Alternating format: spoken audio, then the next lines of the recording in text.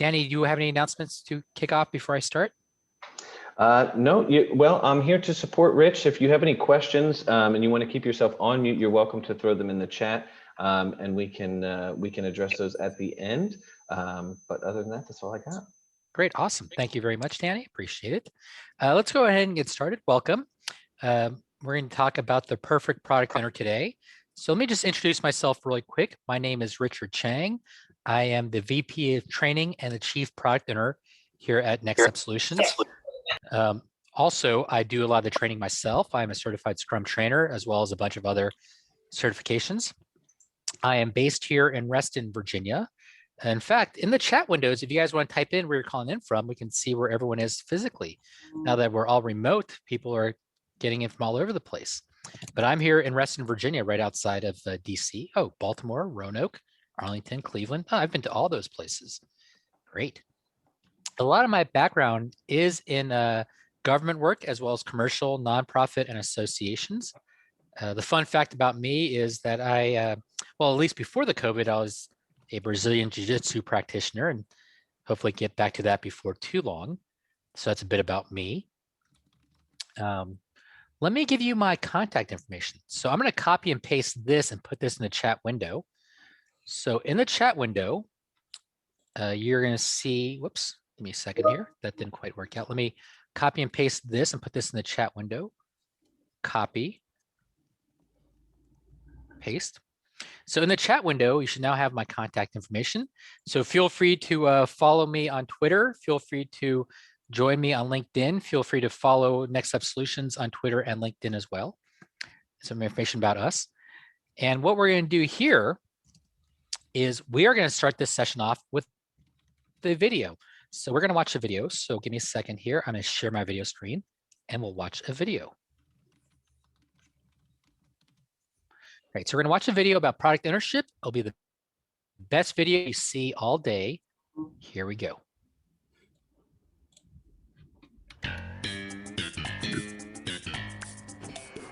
Hey, Jerry. Jerry, are you okay with this hinge? Yeah. Because I can get you any kind you want, you know, 4 holes, 2 holes, bronze, no hinge at all. You know, why don't we just go with the one in your hand? Well, these are different. Drop one. Left. Jerry, do you want a flat edge on this molding, or do you want me to bevel it? I'll tell you what I'd like you to do with it. Conrad, is it? Conrad, Connie, or Con, whatever you prefer. Listen, let me ask you a question. Could you expand the space underneath the desk, you know, give it a little more headroom? George, he's kind of tied up here. Whatever Jerry wants. He wants me here late, I'm here late. He wants me here early, I'm here early. He wants me You know, why don't you just work on George's project for a while? Whatever you want. Hi, Jerry, I'm sorry I'm late. George and I, we've been up all night long. I can make up the time to you any number of ways. How about this? Finish this thing up today! Couple questions for you. No! No more questions! Just figure it out for yourself and get it done. All right, Jerry. But I can figure it out myself any way you want. Just do it.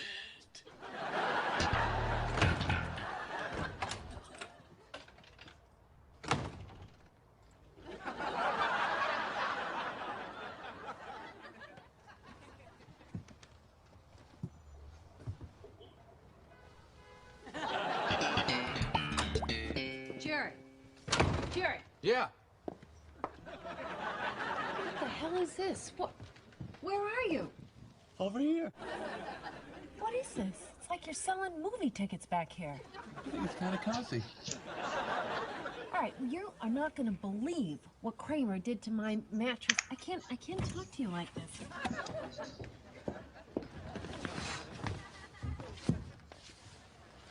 Man, I'm on the wrong floor again. Well, you really didn't tell me this time, Seinfeld.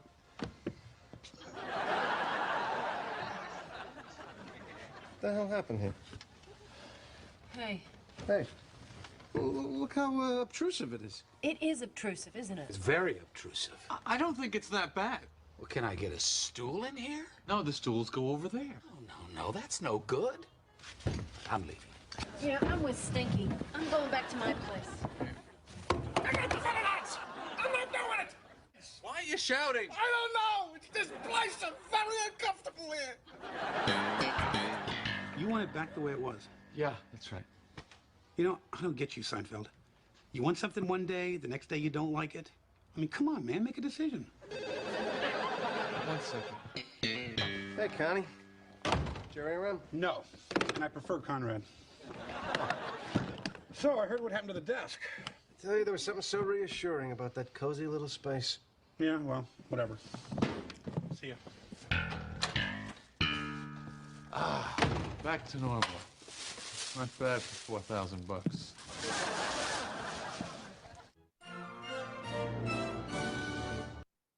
All right, so there we saw the Seinfeld video, the impatient product owner.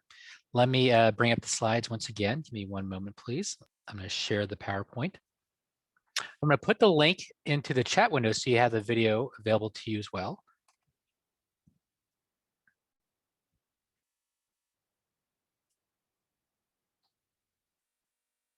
So you're in your chat window. You should now have a, whoops, give me 1 second. You should have a link to the video. So in that video, let me ask you folks a question. You can type your answer in the chat window. Who is the product owner from that video? In that video, who represents the product owner? Feel free to type your answer in the chat window. Yeah, Seinfeld, right? Jerry's a product owner. Who was the team? Who's the team? In that Seinfeld video, Jerry was the Conrad or the contractor. He represents the team, right? So what we saw in that video is we had a product owner who was distancing themselves away from the dev team, right? Now, if you have a situation where you are in a Scrum team and you see that the product owner is distancing themselves away from the team, whose job would it be to help address that? What's the role in Scrum that will help address the fact that the product owner is removing itself from the team? Who would address that? Type your answer in the chat window. If you're doing Scrum, whose job? Scrum Master is a good answer. Yeah, that's your classic definition of a impediment. So Scrum Master is there to help address that. So I call that out for an important note. Your Scrum Master is someone that's there to enable the conversation to happen better between the product owner and the dev team. What I want you to avoid, what I see in a lot of my clients, is that some people treat the Scrum Master as a go-between between the product owner and the dev team. Make sure that your Scrum Masters are not a go-between, but think of them as a bridge that enables them to have a conversation better. So in this scenario here that we saw, it'd be the product owner. It'd be the Scrum Master that would approach the product owner and work with the product owner to get the product owner better aligned with the team. Yeah. Now, with that said, from a Scrum standpoint, what we could have had to have really made this thing a lot better from the get-go is at a high level, we could have had a good product vision in place that could have got a lot of this aligned properly, right? Now, if our product vision was brand new kitchen, too broad and too vague. But if our product vision was, as a homeowner, I want a brand new kitchen, keeping the same footprint as my existing kitchen, but with more modern appliances and an updated look and feel, right? That vision could have got us started in a much better place to begin with. Okay. Now, with all that said, there's an interesting note here. How did Jerry question to the group, how did Jerry initially react to the brand new kitchen? What did he think of the brand new kitchen? Anyone remember his words? In the chat window, type in what you thought Jerry's reaction was to the brand new kitchen. In the chat window, type in what you think. How did Jerry feel about the brand new kitchen? Hated it? You know, what's interesting is those weren't the words Jerry used. So he said he liked it, as Anna's point. Jerry's actual words were this. He said, it's kind of cozy. It's not that bad. I kind of like it. Those were his exact words. It's kind of that begrudging acceptance. We've all been there, right? You go to the mall, you buy something, you get home, you put it on, and you realize this thing doesn't quite fit right, but I am not going back to the mall. So I guess it's mine now. It's that reluctant acceptance, or as Anna says here, he's trying to sell himself on it. That's the danger. Because I, the product owner, is so in bed with my team, I kind of want to make it work. That's the danger. Now, here's the thing. How did George, Elaine, and Kramer react to the kitchen? Question to the group. How did George, Elaine, Kramer react to the kitchen? They didn't like it, right? Good answer. Utter horror. They hated it, clearly hated it. So if you remember right, it confused Kramer. He didn't know where he was. He got all confused and he wouldn't stay, right? It made George angry. George started hitting the walls and said he felt very uncomfortable there. He wouldn't stay. And Elaine didn't like it either. She wouldn't stay either. So they all hated the kitchen. In this video, what do George, Elaine, and Kramer represent? What are they an analogy for? Yeah, good. They're an analogy for my end users, my customers, my stakeholders. It's actually a pretty good analogy because what happens is as an end user or customer or stakeholder, I'm not worried about sugarcoating my comments, right? If I think something stinks, I'll say this thing stinks and we hate it. So as a product owner, the most expensive time for me to get that feedback is late in my cycle. Like in that video, Jerry didn't get the feedback till late, and then he had to spend $4,000 getting his kitchen redone, which by the way, there's zero chance $4,000 is what you pay for a kitchen remodel. That's a cost of a refrigerator in New York City. But the later you get that feedback, the harder it is to act on it. So as a product owner, I want to get that feedback early and often, right? So this simple Seinfeld video, what I do with this video is the following. If I have a product owner, I can see that's distancing themselves, that's removing themselves from the team, or even key stakeholders that I need to have more engaged with the team, I'll watch this video with them and we'll laugh because it's funny. Everyone loves Seinfeld, right? We'll watch a video together, we'll laugh because it's funny. And then I'll say, look, here's the problem we're talking about. If you distance yourself from the team, the danger at the end is you end up with a monstrosity of a product that doesn't meet your needs. And by the time we realize it doesn't meet your needs, it becomes obscenely expensive to address. That's why we want to meet early and often to get that feedback. Yeah. Any questions about the video? All right. So here are the 5 qualities I look for in a good product owner. Quality number 1 is bandwidth, having the time and availability to be a product owner. Quality number 2 is power. That's the power to manage my stakeholders, to prioritize my product backlog, to kind of accept work as being completed, identify one release. It's power to manage the product and manage my stakeholders. Next is knowledge, having a deep business knowledge of the product goals, the business goals, who our user base is, and what they find valuable. It's deep knowledge of the product, the user base, and our business goals, the knowledge. Next is interest, which is having a deep desire to want to be the product owner and lead the product towards the market, towards fruition. And finally, it's vision, having a great understanding and a great clarity in terms of where the product should be going, the vision for the product. What I've done to help you out is I've created a persona template. If you send us an email afterwards, we can send you a copy of the template. But in the template here, what you do is you put a picture of the product owner in the template, you put their name here, some relevant notes about them, and you rank them along these dimensions. In my example, I'm going to use a 1, 2, 3 ranking, which you can do, or you can use whatever you want. 0 through 5, A through F, 0 through 100, whatever you like. So let's look at the example here. Sarah, the business lead. Sarah spent 3 years as an analyst in the consumer engagement division. In 2015, she moved to the business-to-business division and became a lead for that. Sarah has been a longtime champion of the business portal applications. Right. So here, we've ranked Sarah along these dimensions. What I want everyone to do is to do the following. I want you to take a moment to read our rankings of Sarah to yourself. And as you're reading this, I want you to think to yourself, would Sarah potentially make for a good product owner for this product? So take a moment to read our rankings on Sarah and identify, would Sarah potentially make for a good product owner for this product? So do that. Take a moment to read that and think about that.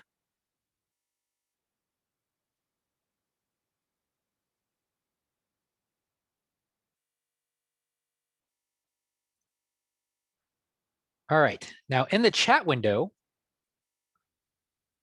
type in yes if you feel like Sarah would potentially be a good product owner. Type in no if you feel like there's way too much stacked against Sarah to be our product owner. And type in maybe if you think Sarah might potentially be a good product owner for us. Got a no, a maybe, a no. Some maybes, a yes, some maybes. Yeah, I think all of you are probably circling around the same fact, right? What you have here with Sarah, if you read the description, is she actually has a lot of good strength areas. The strength areas include her power. Sarah already is used to being a decision maker, and her management has agreed that if she's a product owner, she'd have full authority to make business decisions for the product. That's great. The knowledge is also a 3. Sarah is one of the experts in this application from a business standpoint. We'd love to have her from a knowledge standpoint. Same with the interest, right? She definitely wants to do this. She's always been a champion of this product, and she's very interested in leading this to delivery. So those are all very strong positives. So that's great, right?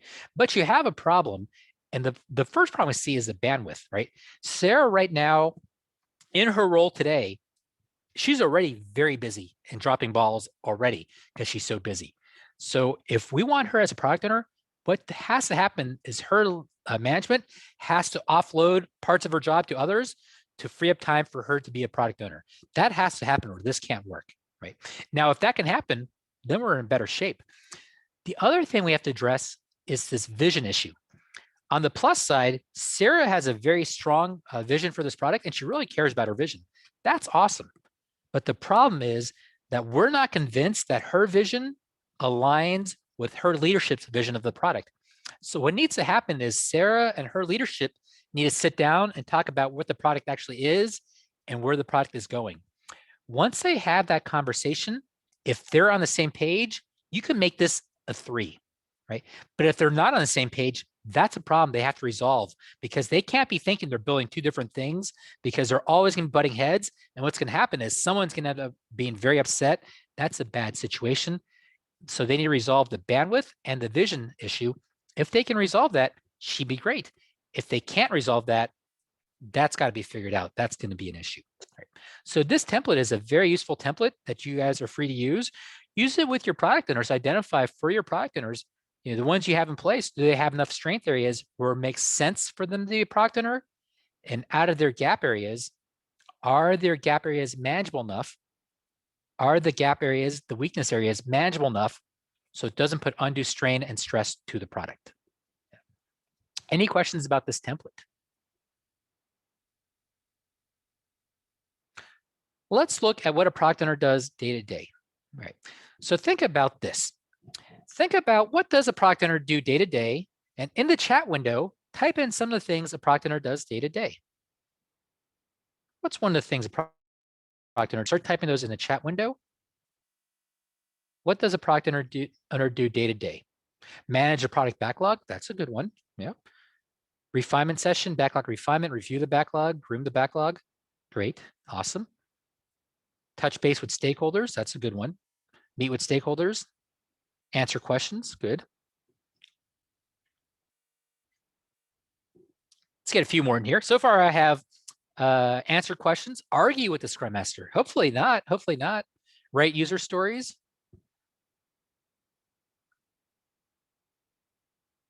Okay. So here's what I would suggest.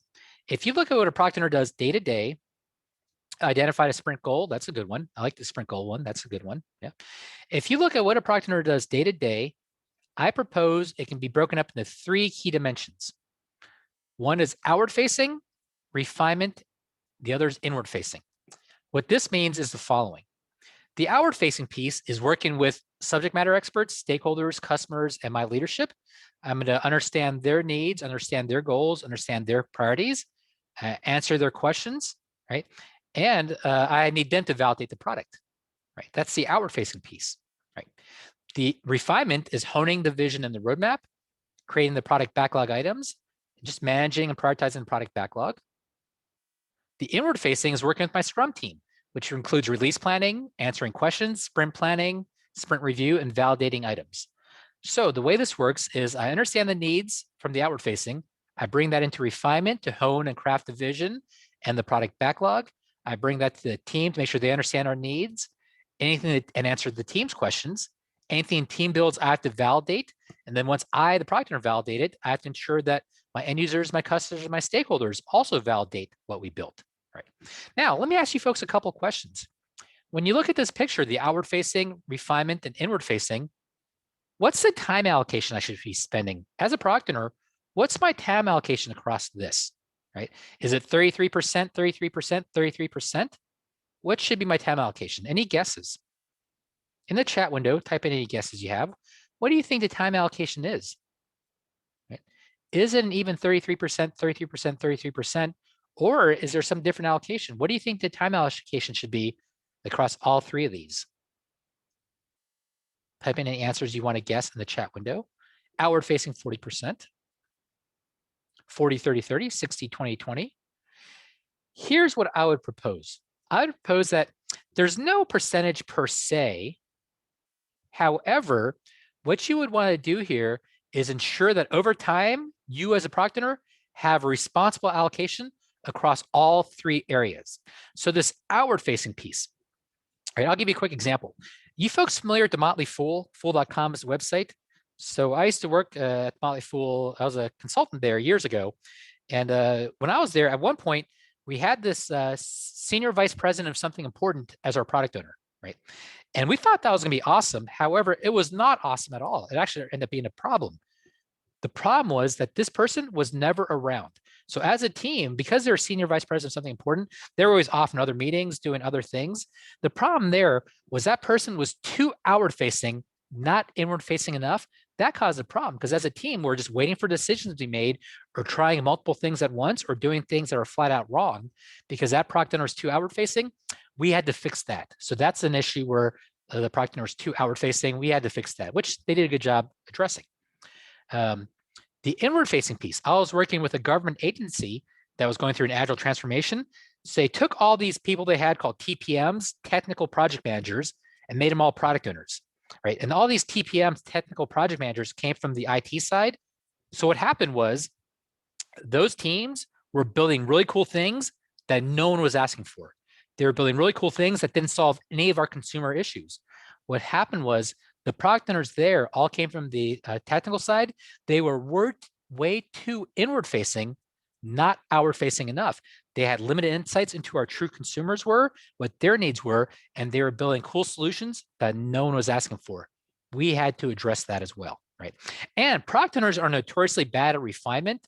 I don't have time in this session to talk about refinement in great depth, but I recommend taking like a product owner type course to learn more about refinement. But as a product owner, your job is to ensure that you have responsible allocation across all three of these dimensions over time. Now, let me ask another question. See this circle here? We go from outward facing to refinement to inward facing, back to outward. Is this a one-time spin? Question to the group, is this a one-time spin? Right. So the answer there, like Phil points out and some others, is it's a no, or as some of you point out, a heck no. That's the danger of traditional waterfall. If you look at a very traditional waterfall approach, you gather requirements, prioritize the needs, do the design, build it out, test it, and big bang release it. One-time spin, traditional big bang approach waterfall. From a Scrum standpoint, not only do I want this spinning, I want this spinning as quickly as possible. The faster I can spin this, the more frequent I have feedback loops. The slower this spins, the further and between my feedback loops are. So what that means is if I can release once a year, I guess that's better than releasing once every other year. If I can release production twice a year, that's more feedback points than once a year. If I can do once a quarter, it's more feedback points than twice a year. The more often I can get this thing spinning, the more frequent I have my feedback points. Yeah. Now, what you'll notice too is this right here is a lot of work. It's a lot of work for a product owner. And so what you have is on the Scrum team, you have a product owner, the Scrum Master, and developers, which can include coders, testers, designers, and analysts. Oftentimes, a product owner will work very closely with the analyst types on their teams, if you have them, right, to help kind of cover a lot of this work here, right? For example, when I was at the Motley Fool, we had a product owner as well as 3 analysts, and they would all work together to make sure that we gathered the requirements, answered questions, wrote the user stories, and validated needs. I want the product owner to still be actively involved. I don't want like a disengaged ivory tower product owner, but the analysts are working with the product owner to help kind of address all the needs. If there's ever any debates or discussions, the product owner is ultimately the decider from the business standpoint, at least from a Scrum team business standpoint. Yeah. Now, if you're building out a big consumer facing or forward facing product. Like, for example, if you're building out something like a Microsoft Office or a big video game like a Call of Duty or a big a product like a TurboTax, what you'd have working with your Scrum team is a product team. The Scrum team is there to build out the product, to assemble and kind of build the product. The product team is there to kind of build out the product from like a marketing and market placement and research standpoint. So on the product team, you often have people like marketing, sales, and R&D, and potentially even a product manager, right? Now, traditional Scrum treats the product owner and product manager as the same role. If you study a very traditional approach at Scrum, it views the product owner and product manager as the same person, right? However, in a lot of organizations, we see a split between the product manager and product owner. When we see that split, the way it tends to work is the product owner works closer with the Scrum team, so that if I'm a Scrum team member, I'm turning to my product owner for my needs and my goals and my answers. And the product manager works closely with the product team, although there is overlap in both cases.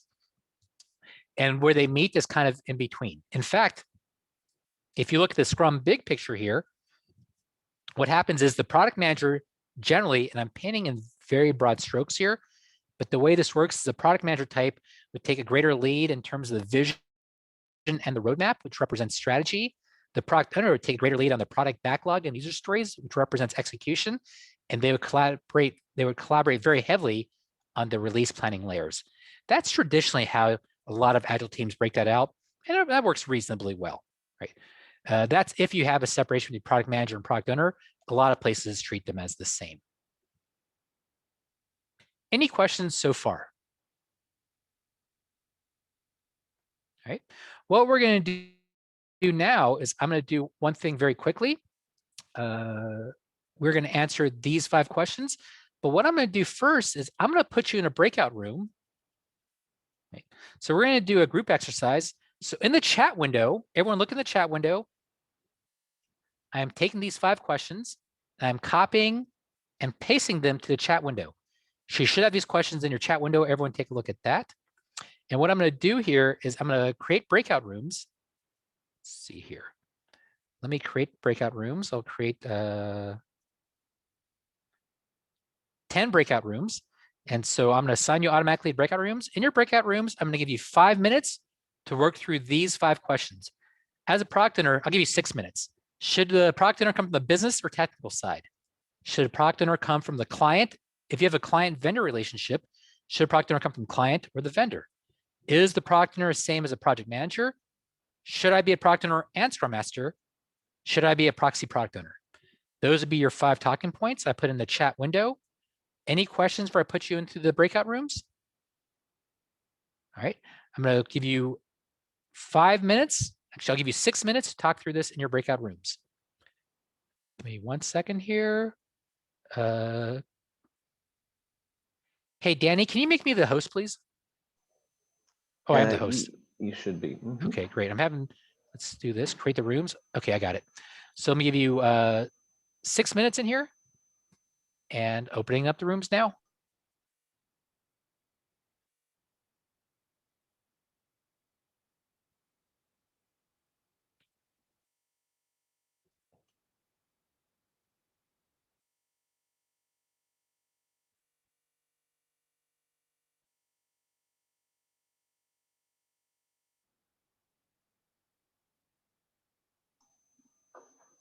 Okay, this is interesting. So I've been recording, but I obviously won't record the breakout room. So we'll just stay here for now. Okay. So for anybody tuning in, this is just during the time where folks are in a breakout room. We will resume when folks return. Nita, you should be in room 10. So feel free to join room 10, Nita, if you can.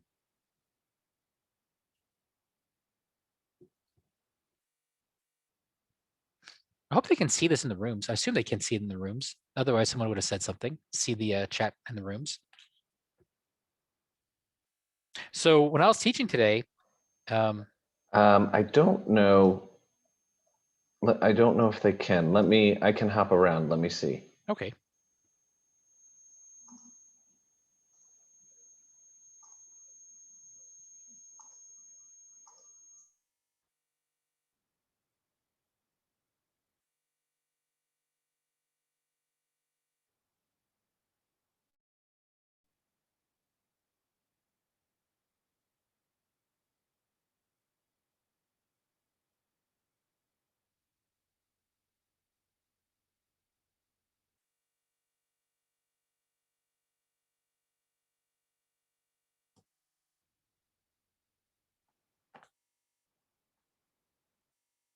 For those that may just join, we're in a breakout session right now. We're in a breakout session right now. Breakout session be over in about, let's see here. Were they good? Yeah, it does appear in the breakout room. So Great, awesome. Right, give about. Oh, Nita is in their breakout room. They're on 2 different devices. Okay.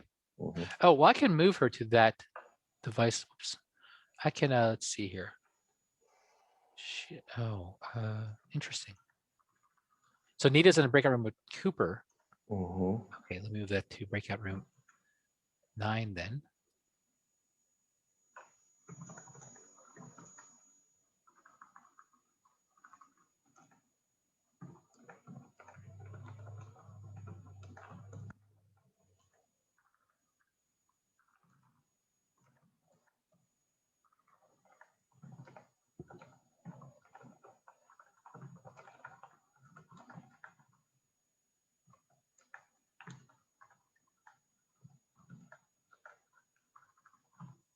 Hey, Danny, where are we gonna put? Where are the slides gonna be after the class? Yeah. So I was just chatting with you about that. Since we're being recorded, but we can talk about it out loud. We traditionally don't share your the presenter's slides during webinars. So we obviously share the recording. If you wanted to make these slides available, I could email them out to all the registrants. Otherwise, we would just share the recording. Oh, what I recommend is wherever we share the recording, we should have a soft copy of the slides too, because students, I think, want the slides. There's some templates in the slides that they're going to find useful as well. Okay, we would just need I would just need that from you. I can send that to you.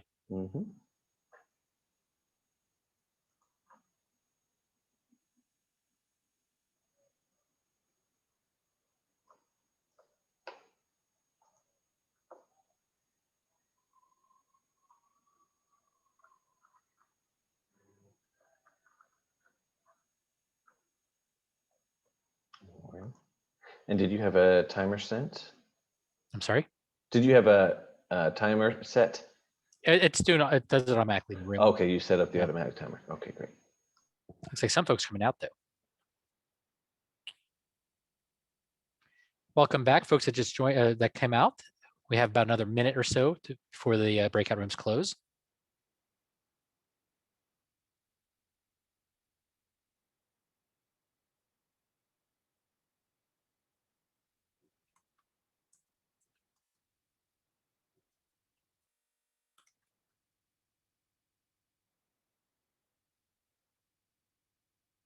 Close the room in 1 minute.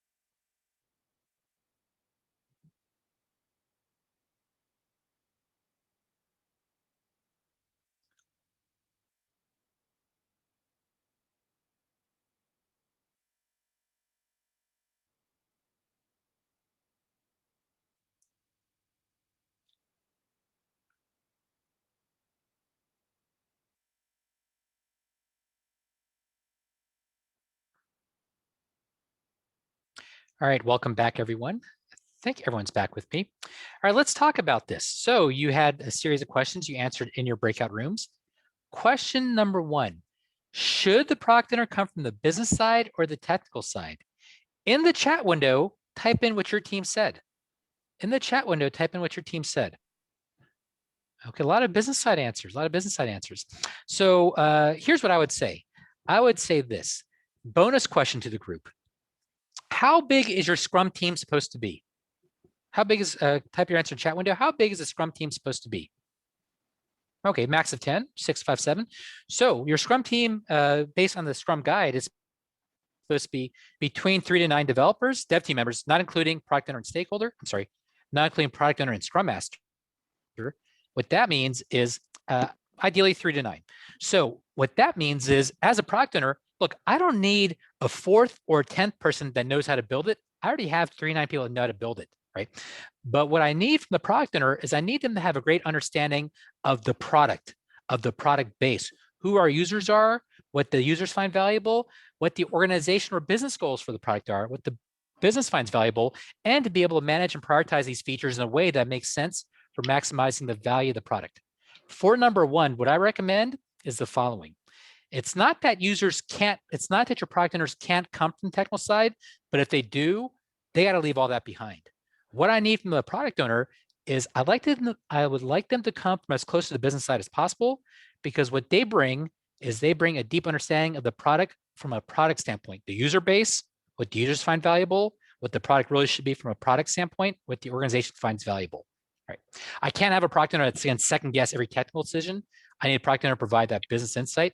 So for number 1, I recommend from as close to business as possible. Also, a side effect from that is what I love to have our teams be more integrated, where there's people from IT and people from the business. What I've seen with that is I've been in organizations where IT and the business kind of butt heads, and it's an us and them. By having our teams more integrated with the business and IT in the same team, it transforms it from an us and them to more of a we. I saw this firsthand. I've been working with OPM, Office Personal Management, for over 10 years now. Their program side is in Washington, D.C., and their development shop is in Macon, Georgia. And 10 years ago, Macon and DC were more like this. And for those that can't see me, I'm hitting my fists against each other. Macon and DC used to butt heads. In today's world, the teams are more integrated, and Macon and DC, they hang out socially. They do happy hours together. They do cookouts together. And it's way different than it was 10 years ago. And part of that is that it's the combination of having them on the same team creates more of a we versus an us and them. Number 2. Should the product owner come from the client side or the vendor side? This assumes that we have a client that hires a vendor to do work with them to build something out. In the chat window, type in your answer. Client. Couple of answers ready. Client. Okay. So I would say this. I would say client is probably going to be the right answer, but here's the easiest litmus test. The litmus test I like to use is this. Whoever is going to own the intellectual property of that product, they should provide the product owner, right? That way it helps prevent those conflict of interest situations from arising. I'll give you a quick example. So a couple of years ago, there was a major lawsuit. I won't name the individual companies, but there was a major lawsuit between a big car rental company and a big consulting company. In the lawsuit, there was a line from the car rental company that said this. They said that they had inadvertently allowed the vendor to play the product owner, and the vendor accepted work that had we, the car rental company, been the product owner, we would have never have accepted as complete, right? And so here, just to make the conflict of interest less conflicted, it almost always comes from the client. And I would say that the easiest way to kind of look at it is whoever owns intellectual property of what we're going to build, having them provide the product owner, kind of addresses those conflict of interest issues. Also, once again, what I recommend, oh, by the way, I'm going to put some of you on mute because I'm getting some background noise. Okay, great. So what I also recommend is I like having the teams be mixed, where we have some members from the client side and some from the vendor side, both on the same team, because what happens then, it once again changes it from an us and them to more of a we in terms of how we approach our work. Yeah. Any questions about these first two so far? Question number 3, is the product owner the same as a project manager? In the chat window, type in your answers.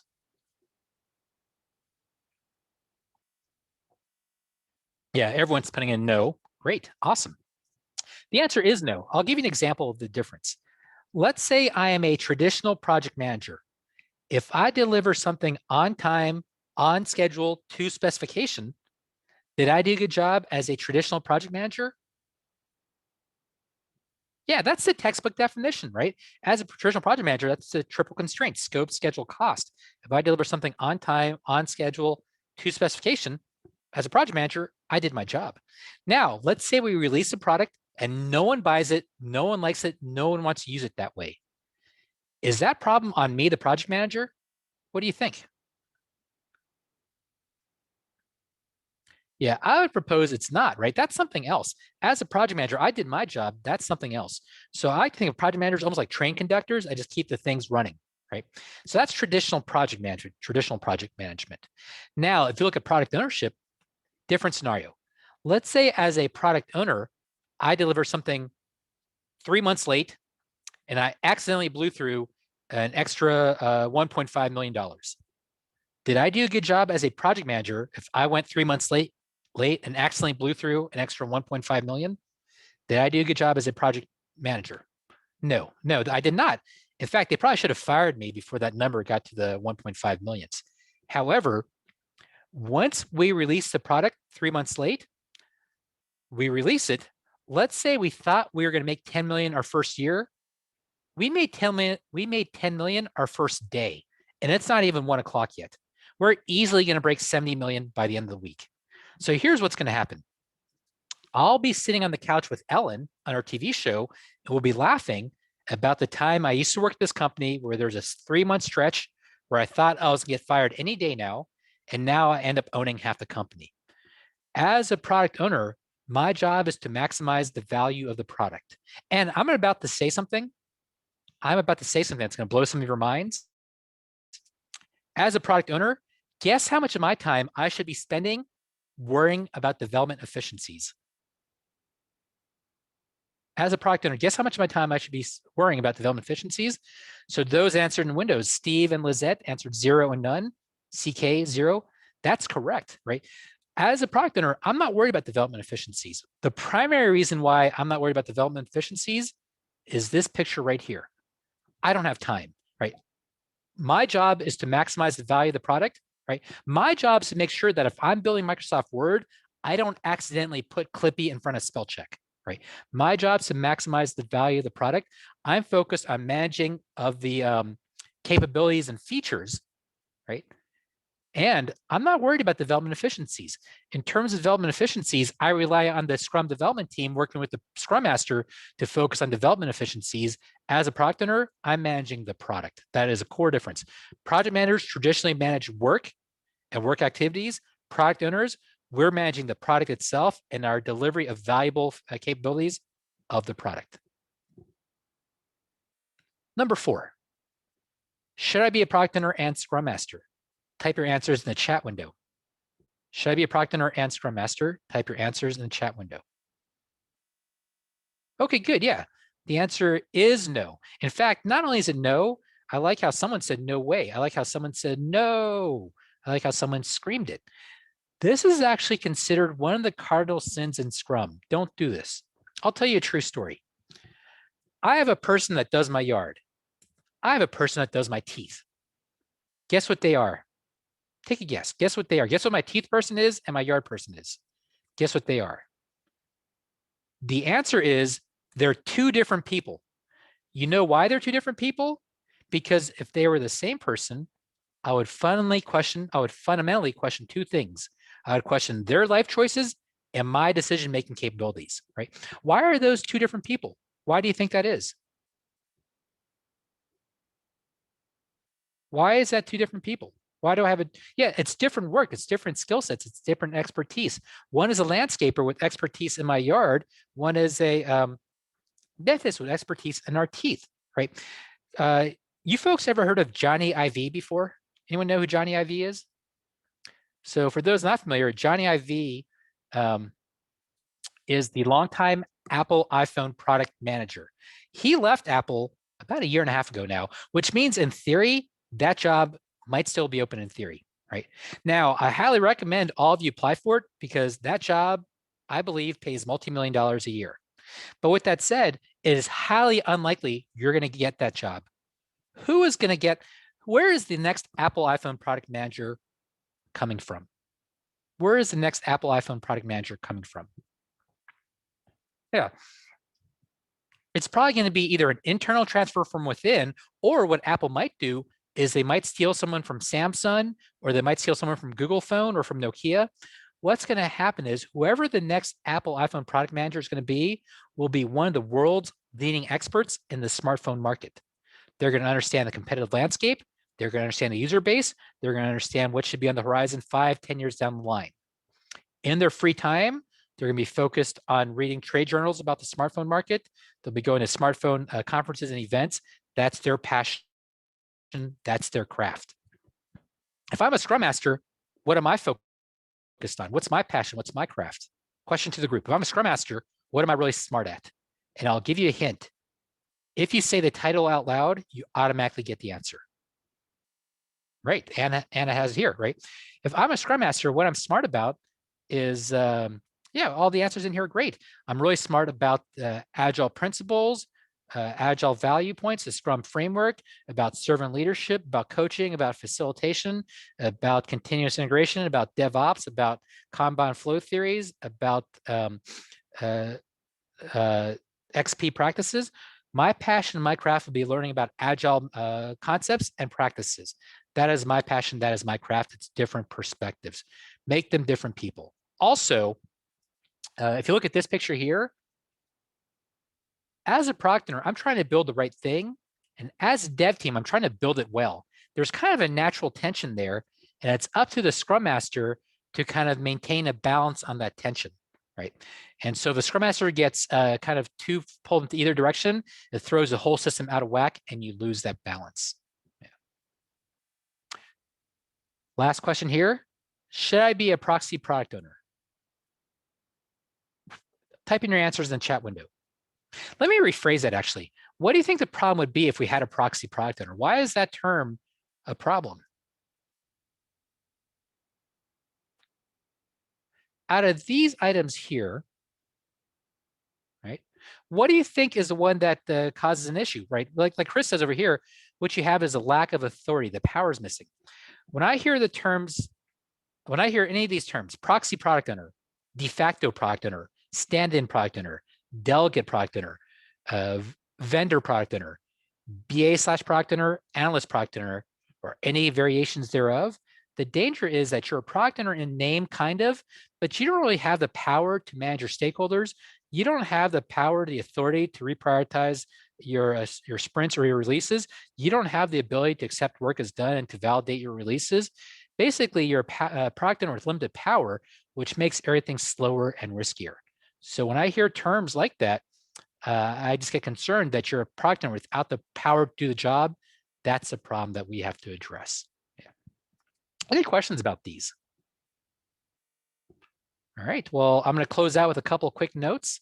If you want to learn more about these concepts, I highly recommend taking the Certified Scrum Master course or the Advanced Certified Scrum Master course.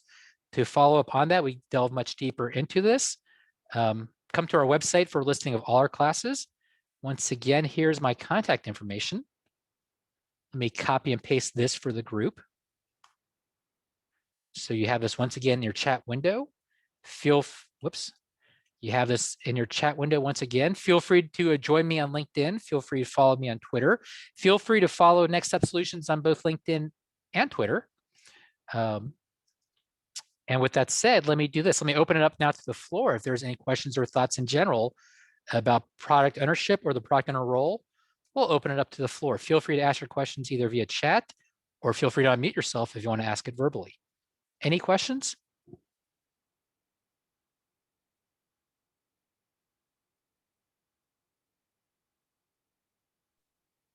Great, it looks like there's a, go ahead.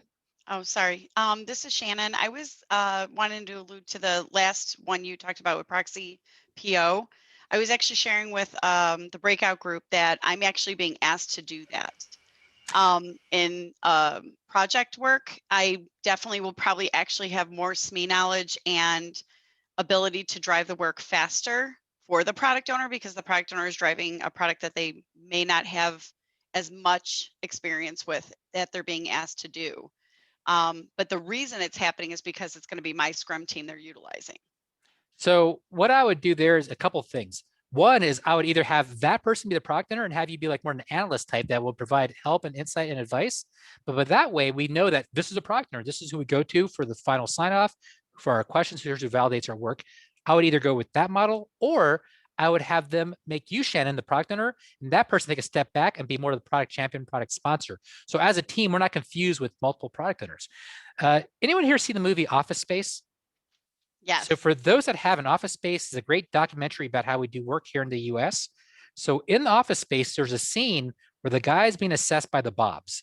And the Bobs ask him, how many bosses do you have? Turns out that person has 8 bosses, gets nothing done. What we're trying to do is avoid that Office Space scenario by having one product owner kind of take that lead. Now, I'll give you an example. So remember that example I said earlier where I had that executive at the Motley Fool that was really too busy for the team? So what we did there was that executive had a direct report to Jesse, who reported directly to the executive. So if the executive went up to Jesse and said, hey, Jesse, let's talk about you being my proxy product owner. You do all the day-to-day stuff. Just make sure you run decisions through me. If we had done that, where would we end up being? If the executive said, Jesse, make sure you run all decisions through me, just do all the day-to-day stuff. Question to the group, where would that put us?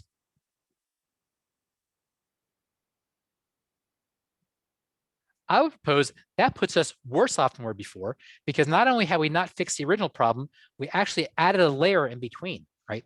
So I would avoid that. We didn't do that. Here's what we did instead. What the executive said was, Jesse, I'd like for you to take over and be the product owner. I, the executive, I'll take a step back. I'll be more the product champion or the product sponsor, right? So what we'll do, Jesse, is why don't you and I periodically sync up to make sure that you're still aligned with the vision and roadmap, right? But Jesse, as long as you're aligned with the vision roadmap, you run with it from here, because as an executive, that's all I care about anyways. You do all this stuff, your decision, your teams. So Shannon, back to your original question, I would go down one of those 2 routes. Either have that person be product owner, more hands-on, have you be more an analyst type to provide input and advice and thought, or have that person take a step back, have you take full ownership as product owner and just sync up with them periodically on the vision and roadmap. I'd recommend one of those 2 routes just to make things faster and reduce the risk. That's very helpful. Thank you. You're welcome. Great. I got a few minutes left. I got about 7 minutes left. Any other questions? It does look like there are a few in the chat here. Let's see, we have one. What about when the dev team is pulled in so many directions, the product owners ended up keeping track of development efficiencies of the dev team, but the PO gets blamed for delays? That's just part of leadership. I mean, as a leader, I can't micromanage my entire team, but the buck stops here, right? Now, with that said, that's actually probably a conversation with the Scrum Master, because what happens is this. Oh, by the way, for anyone that's attended my Perfect Scrum Master course or Perfect Scrum Master talk, I'm going to show you something that you would have seen there. So as a Scrum Master, your job is to work with your dev team so that they don't keep making the same mistakes time and time again. So as a Scrum Master, I'm going to bring up my Scrum Master slides real quick so that you have that slide handy too. So give me 1 second while I find my Scrum Master slide. 1 moment, please, while I bring it up.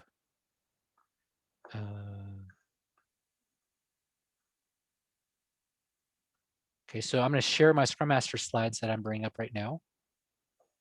So look, bonus material, you get the Scrum Master stuff too for free. So in my Scrum Master slide, I have a format for my Scrum Master as well. But one of the things I talk about in my Scrum Master talk is this. As a Scrum Master, right, your job is to make sure your teams are not making the same mistakes time and time again. So if you're in a situation like we have here, what I'm talking about, by the way, is Myra has a question here of what do I do if my team keeps on, not having better development efficiencies? So if your team keeps making the same mistake time and time again, or keeps having the same issue time and time again, that's a conversation with the Scrum Master. Conversation is, hey, Scrum Master, why is the team making the same mistake time and time again? Because that should not be happening, right? And then as a Scrum Master, these 7 points here is how I prevent the team from making the same mistakes time and time again. This we talk a lot about more in the Scrum Master course as well as my Scrum Master talk. But to answer your questions about the team development efficiencies, that's between the team and the Scrum Master. Leaders are free to talk to the product owner about it. And as a product owner, it'd be a conversation that I'd ask the team and the Scrum Master to address. right? So I'm going to copy and paste this in the chat window so you folks have this handy as well. This is what I look for in terms of a Scrum Master is doing a good job. Whoops, I copy and pasted the wrong thing there. These 3 points is what I look for to identify if Scrum Master is doing a good job. And these 7 points is how I, as a Scrum Master, would work with the teams to get better. And then, Rich, we do have just a few minutes left, but this is a question that has come up a couple of different times in a couple of different ways. Sure. We have roles like product managers and technical product manager. What is the distinction with these roles with PO and Scrum Master? And then adding on to that, what happens if the product owner winds up being a project manager for the team? Oh, well, so that is easy. Just stop doing the project management stuff. If you're doing Scrum, Scrum views project management as a series of activities, not a role. What that means if you're doing Scrum is project management gets federated out to other team members, like tracking budget is owned by the product owner, managing technical risks owned by the dev team, managing product risks owned by the product owner, continuous improvement owned by the Scrum Master.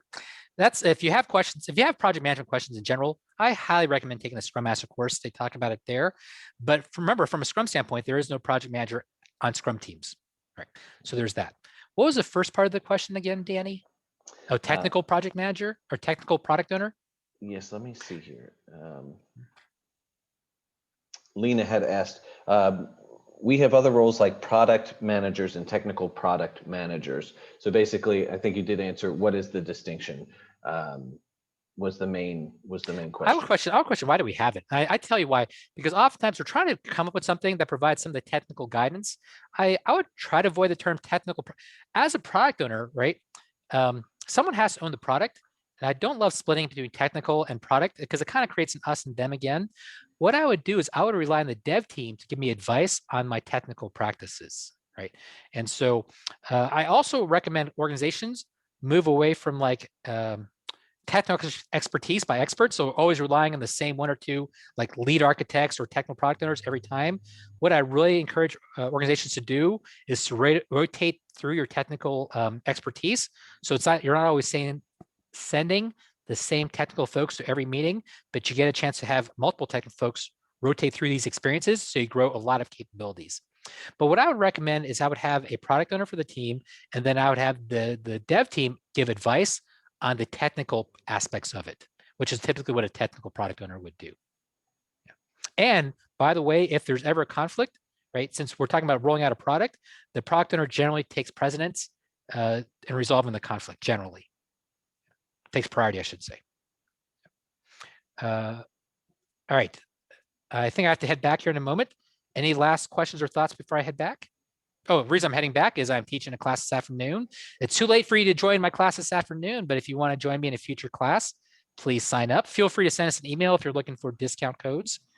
Other than that, Danny or Steve or Anna, anyone want to say anything else before we close out? I have just put in the address, the link for our upcoming classes. So feel free to copy and paste that into your browser window to see what classes we have coming up here in the next couple of months. Great. Also, remember, we are a full Agile service shop. So if you need coaching solutions as well as assessments, we do those as well. Feel free to reach out to me at any point. For anyone interested in my Scrum Master course, take the Scrum Master course as well. Send me an email if you want slides for my Scrum Master presentation or my product owner presentation, and I can get you set up with that as well. Otherwise, everyone enjoy the rest of your afternoon, and I hope to work with all of you soon. Thanks, everyone, very much. Enjoy your day. Thank you. Thank you, Rich. Thanks, everybody. I'm ending the session now. Take care.